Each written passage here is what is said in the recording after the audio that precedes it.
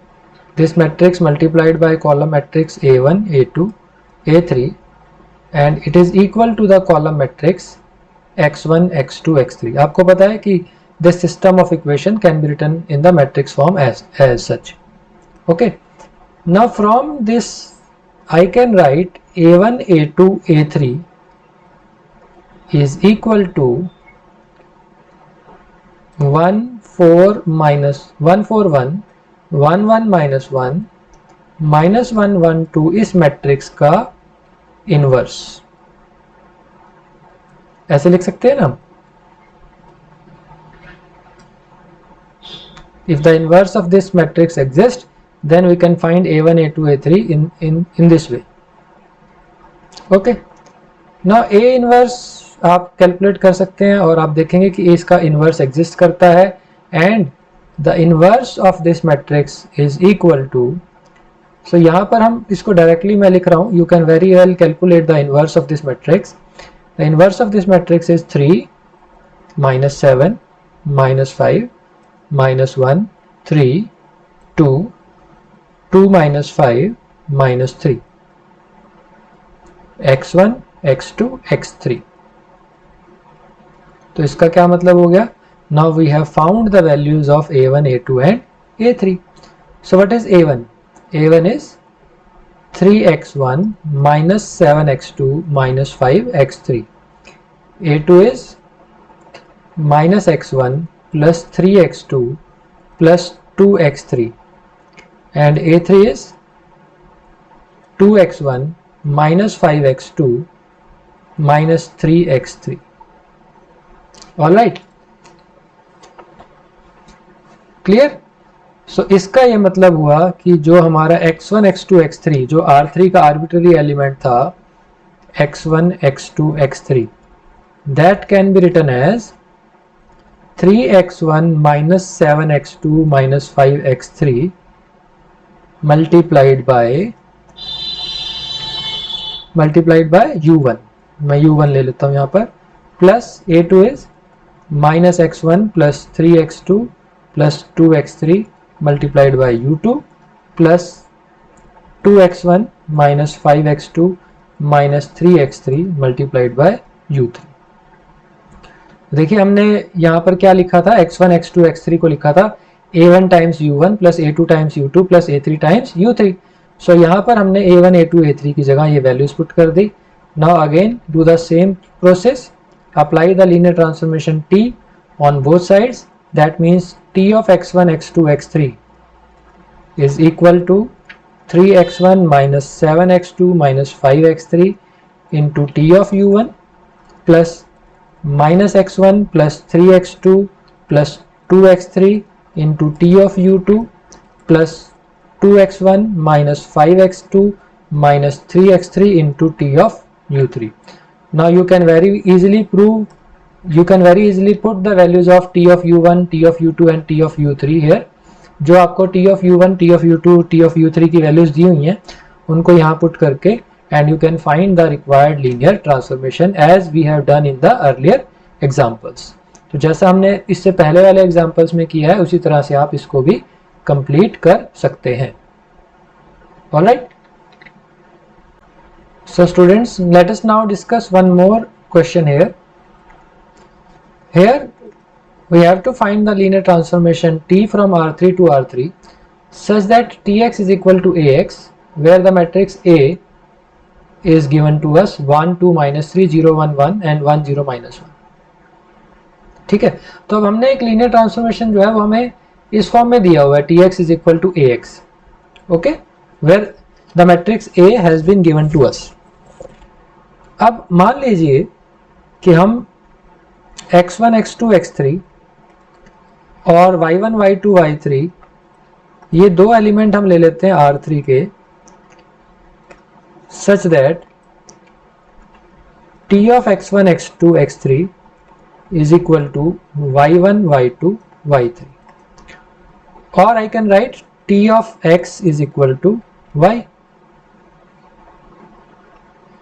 Okay, now T of x is Ax, so y is equal to Ax. So this implies y is equal to Ax.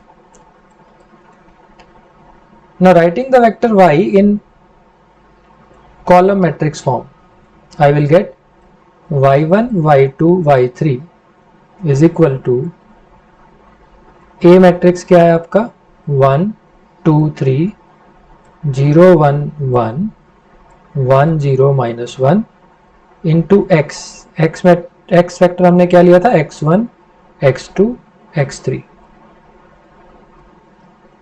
Okay, सो इस तरह से हमारे पास ये y1, y2, y3 जो column matrix की form में हमने लिखा है, इसकी वैल्यू क्या आ जाएगी? इसकी वैल्यू आ जाएगी आपके पास x1 plus 2x2 plus 3x3, x2 plus x3, x1 minus x3. ये वैल्यू आ गई आपके पास. All right, so that means y1 is equal to x1 plus 2x2 plus 3x3, y2 is equal to x2 plus x3 and y3 is equal to x1 minus x3. अब ये values अगर मैं equation number 1 में put कर दूं, so from equation number 1 I get that T is a linear transformation from R3 to R3 such that क्या होगा? T of x1, x2, x3 is equal to x1 plus 2x2 plus 3x3, x2 plus x3, x1 minus x3. So in this way we have found the required linear transformation. तो जो linear transformation हमें required थी वो हमने यहाँ पर find out कर ली है. So that's all for today's lecture. Thank you very much.